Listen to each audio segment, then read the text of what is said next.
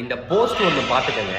இதில் என்ன எழுதியிருக்காங்கன்னு பாருங்கள். ஒரு தாவேக்கா நண்பர் வந்து ஒரு போஸ்ட் ஒன்று போட்டிருக்காரு இன்ஸ்டாகிராமில்.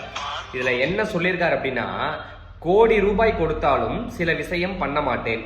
அதில் ஒன்றுதான் 2026 திமுகவிற்கு வாக்கு செலுத்தாமல் இருப்பது.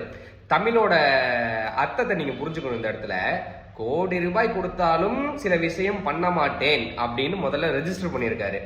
அதுல ஒண்ணு என்னன்னா, 2026 திமுகக்கு வாக்கு செலுத்தாமல் இருப்பது அப்படின்னு எழுதியிருக்காரு. வாக்கு செலுத்தாமல் இருப்பது அப்படின்னா என்ன அர்த்தம்? சில விஷயம் பண்ண மாட்டேன், அதுல ஒண்ணுதான் வாக்கு செலுத்தாமல் இருப்பது அப்படின்னு மென்ஷன் பண்ணியிருக்காரு. அந்த இடத்துல வாக்கு செலுத்தாமல் இருப்பதுங்கிறதுக்கு அர்த்தம் இன்டைரக்டா நான் வாக்கு செலுத்துவேன் அப்படிங்கிறதுக்கான அர்த்தம். இதுதான் அந்த வரி, அவர் போட்டிருக்க வரிகளுக்கான அர்த்தம். ஆனா அதை கொஞ்சம் கூட வெரிஃபை பண்ணி பார்க்காம கிட்டத்தட்ட 31,600 தற்குறி நண்பர்கள் அதை லைக் பண்ணியிருக்காங்க. 745 பேர் கமெண்ட் பண்ணியிருக்காங்க. உள்ளர அந்த 745 பேரையும் போய் பார்க்குறேன், டிவிகே விஜய், டிவிகேன்னு கதறானுங்களே தவிர இதுல தப்பு இருக்கு ப்ரோ, இதை மாத்துங்க அப்படின்னு ஒருத்தம் கூட வந்து அதை சொல்லவே இல்லை. 1062 ரீபோஸ்ட் ஆயிருக்கு.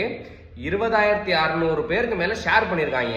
இவங்க இத்தனை பேர் ஷேர் பண்ண விஷயம் எத்தனை பேர் போய் சேர்ந்திருக்கும்?